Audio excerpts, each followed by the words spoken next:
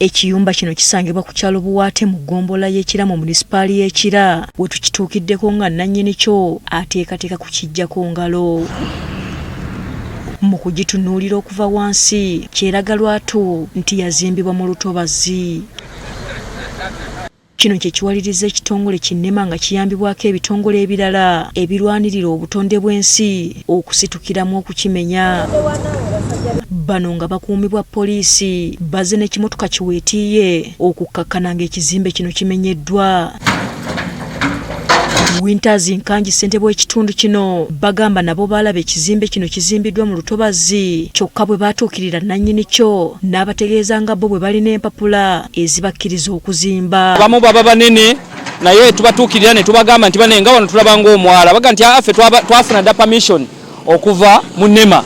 So omuntu olumu oyinza obutamubuuza bingi kubanga naffe etteeka libeerako we likoma kuffe jurisdiction y'amateeka gaffe nga ffe ba LC gabeerako gakoma ffe tulipotinga oba twogerako nabo netutegeezaako ku bakama baffe bw'olaba ekigendererwa oba ekikolwa nga kino omusingi gusituse gugenze bazimbye omwezi ogutali gumu egitali ebiri egitali esatu naye ne bagenda mu maaso emyezi nga 6 n'okusoba ggulu osuubira n'ogamba nti ekintu kirabika kituufu ekikolebwa. Waliwo abatuuze abawagidde ekikolwa kya NEMA ate abalala nga bagamba waakiri teyandirinze bantu bano kusooka kumaliriza kizimbe ne balyoka bakimenya. Bano ono si yazimbye wano yekka waliwo n'abantu abalala balinawo ebizimbe ebirala byakalina n'amayumba n'ezi bizinesi eza bulooka zo nga tebazimenya lwaki bamenyewo kino ekizimbe ate nga bulijjo bazimba nga bakiraba n'okiraba nga bayitawo. Okusinziira ku NEMA bannannyini kizimbe kino baweebwa ekiwandiiko ekibayimiriza nga tebannatandika kuzimba ne beerema.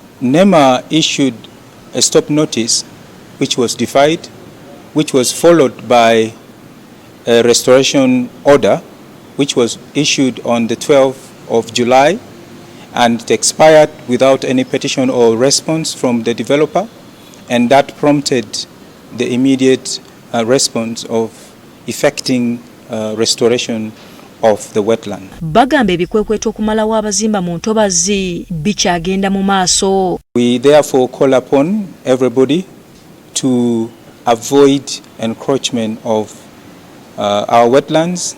Wetlands are very important to us.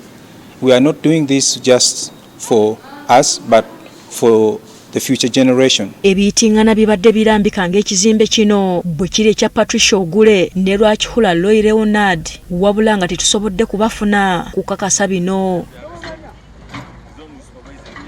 Asfa Navuma agafeeyo ku Spark TV.